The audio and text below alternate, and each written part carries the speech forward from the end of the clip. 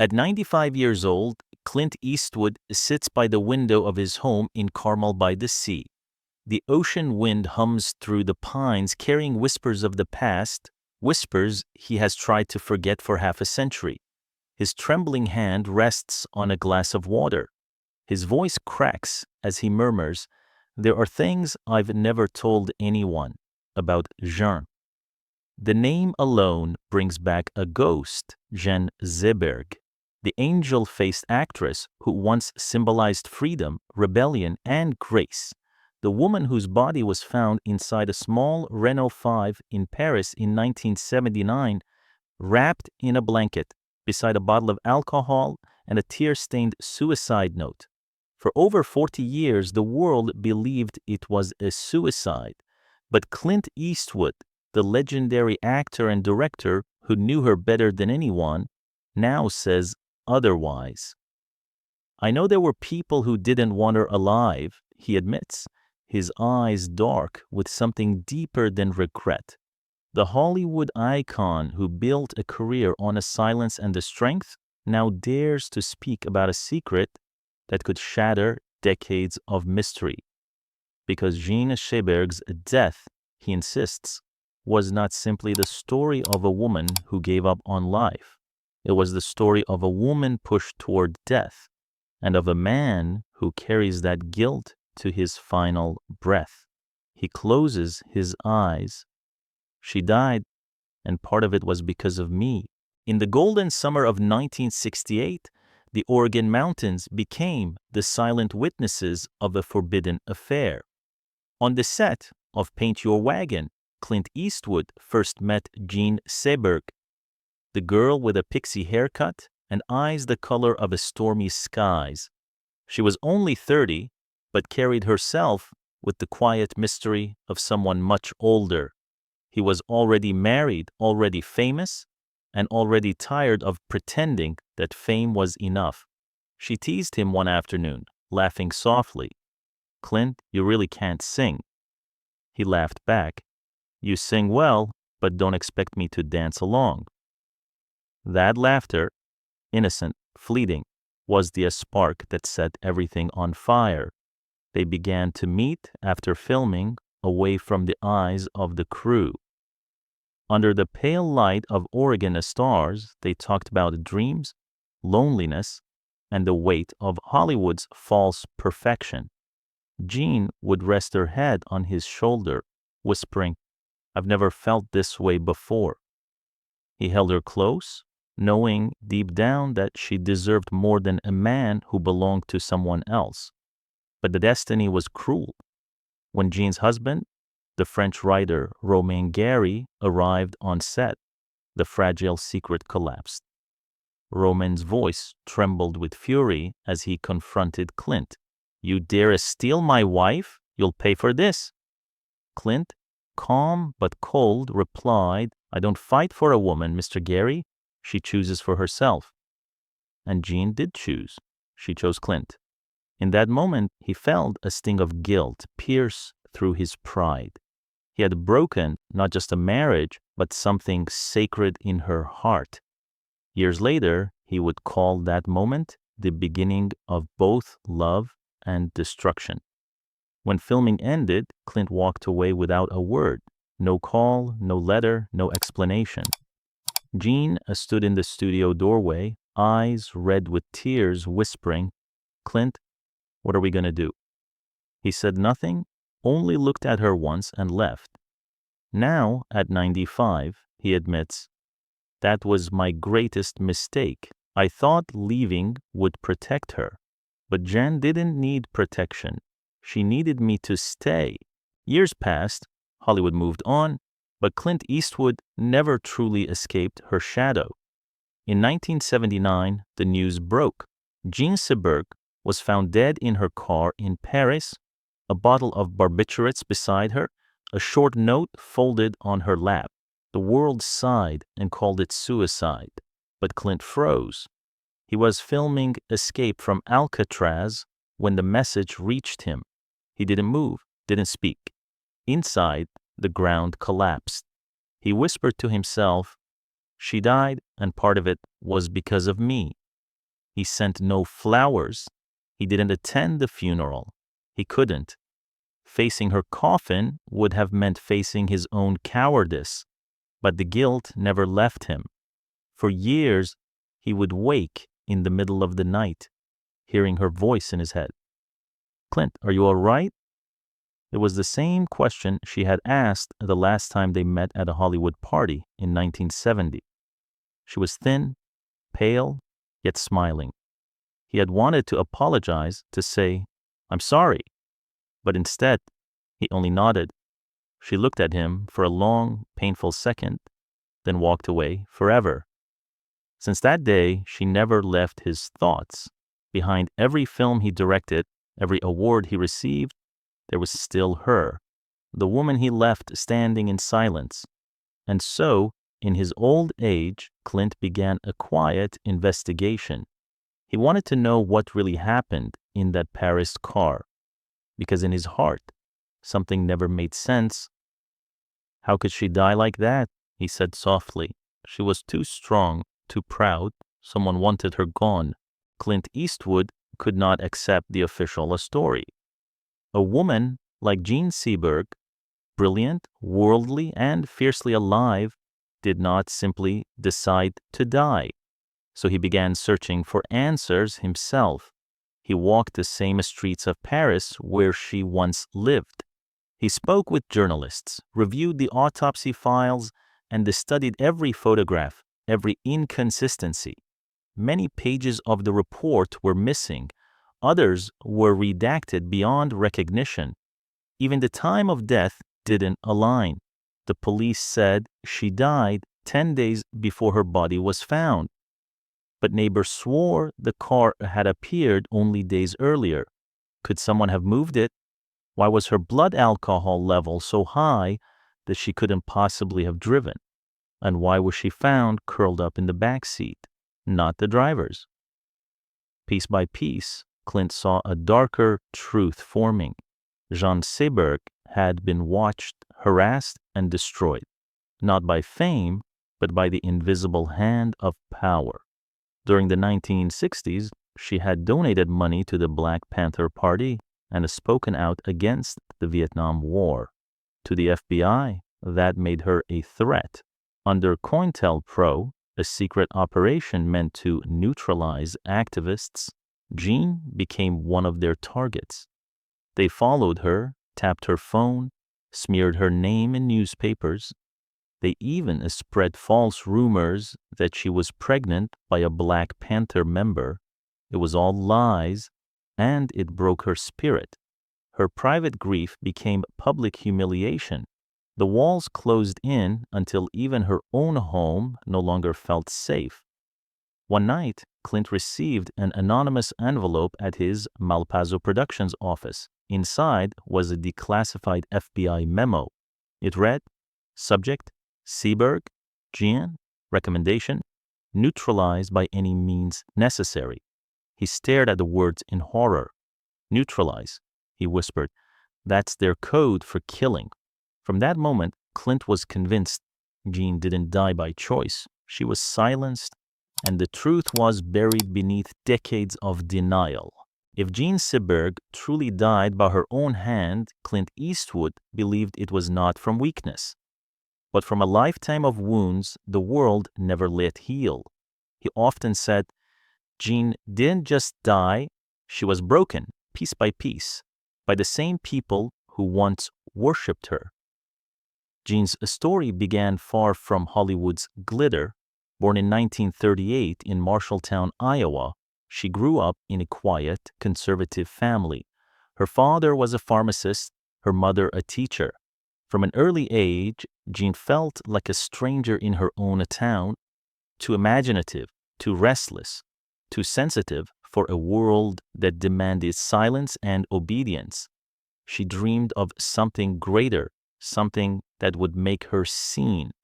At 19, her dream came true when director Otto Preminger chose her, out of thousands, to play Saint Joan. It was supposed to be a miracle. Instead, it became her first crucifixion. Critics tore her apart. Newspapers mocked her. Her performance as Joan of Arc, meant to symbolize innocence and purity, was called wooden, soulless, a disaster. The pain of that humiliation never left her, but in 1960, Jean found redemption in Breathless, Jean-Luc Godard's masterpiece that made her a symbol of the French New Wave. That short-haired American girl who looked straight into the camera, free, rebellious, and alive, became an icon of youth around the world. Yet behind that radiant smile, she felt something missing. Everyone loved the image of Jean Seberg, Clint once said softly, but no one really loved the woman herself. In Paris, fame wrapped around her like a golden cage. Her marriage to novelist Romain Gary was passionate but poisonous. He admired her beauty, but he also feared her independence. When Jean miscarried their child after relentless press harassment, fueled by FBI-planted rumors that the baby's father was a Black Panther, something inside her shattered forever. The cruelest part wasn't the loss itself. It was the way the world turned her pain into a spectacle. Headlines mocked her grief, speculating about her child's race. Hollywood stopped calling. Friends disappeared. Even in Paris, she was no longer welcome. She lost her daughter, Clint said, his voice trembling. And then she lost her will to live. The Jean Seberg the world once adored, the fearless actress, the smiling muse, slowly faded into silence. By the mid-1970s, she was drowning in alcohol and sedatives. Her diary entries spoke of recurring nightmares, guilt, and endless loneliness. Every August 25th, the anniversary of her baby's death, she attempted suicide. By the time 1979 arrived, she was already dying long before her body was found. Clint whispered, if she truly ended her life, it was not because she was weak, but because she had carried too much pain for too long. For decades, Clint Eastwood was the face of a strength, the man with no name, the gunslinger who feared nothing. But behind that unshakable image lived a man haunted by the memory of one woman he couldn't save. By the 1970s, Clint's career was soaring. Dirty Harry, High Plains Drifter, the outlaw Josie Wales. He was the Hollywood legend every man wanted to be. But when the camera stopped rolling, he was just a lonely man sitting in silence, replaying every word he never said to Jean Seberg. He had loved her, yes, but he had also abandoned her. And as he watched her life unravel in the headlines, he knew that his silence had made him part of her destruction. I thought I was protecting her, he whispered years later. But all I did was disappear when she needed me most. He remembered her laughter, soft like wind in the trees. He remembered her last words to him at that Hollywood party. Clint, are you all right? And he remembered the look in her eyes, a look that begged for forgiveness. After her death, Clint buried himself in work, film after film, success after success. But guilt is not something fame can erase. It followed him like a shadow through every movie, every empty hotel room, every award he accepted with trembling hands. He tried to fill the void with other women, Sandra Locke, Frances Fisher, Dina Ruiz, and many more. Each relationship began with passion and ended with regret. He once told a friend, I've loved too many women and stayed with none, but only one of them ever truly stayed with me, Jean. By the time he reached his 80s, the Playboy image that once amused the tabloids became a burden. He began to understand that freedom without love was just another kind of prison. I regret it down to my bones, he said in his 2024 interview. I broke her heart, and maybe her life. He never forgave himself, and perhaps That is why, even now, he still searches for the truth behind her death. Not as a director or a legend, but as an old man who wants to make peace with the ghost of the woman he left behind. Now, at 95, Clint Eastwood lives quietly in his wooden house by the sea. He no longer rides horses, no longer performs his own stunts. His body is frail, but his mind, still sharp, still haunted. He wakes up early each morning and watches the sunrise over the Pacific. The waves crash endlessly, like time itself refusing to rest. Beside him sits an empty chair. It belonged to Christina Sandera, his last love, the woman who brought peace to his twilight years before she passed away in 2024. I thought I would go before her, he says softly, but life never follows this script. He drinks water now instead of whiskey. He laughs that his bones creak like an old piano out of tune. Doctors tell him he should slow down, but he refuses. I'll die on a film set, he jokes, not in a hospital bed. When he speaks of Jean Seberg, his voice lowers to a whisper. I see her every time I close my eyes. That smile, it never leaves. He keeps one photograph of her, taken on the set of Paint Your Wagon. Her head tilted slightly, sunlight caught in her hair. It's the image of innocence before the world became cruel. I've outlived almost everyone I loved, Clint says. My parents, my friends, my wives, my lovers. But the one I can't let go of is Jean. Maybe because I never had the courage to tell her how much she meant to me. He stands by the window, looking toward the ocean. As long as I'm alive, he murmurs, I'll search for the truth. No matter how many years it takes, I won't let her story die in silence. He closes his eyes, breathing slowly. The man who once conquered the world now looks small against the endless sea. And yet, there's a strange peace in his voice, the peace of a man who finally dares to speak the truth. Jean once told me, Clint, you'll live forever. She was wrong. I won't live forever, but I'll live long enough to finish our story. The sun begins to sink beyond the horizon, painting the Pacific in shades of gold and crimson.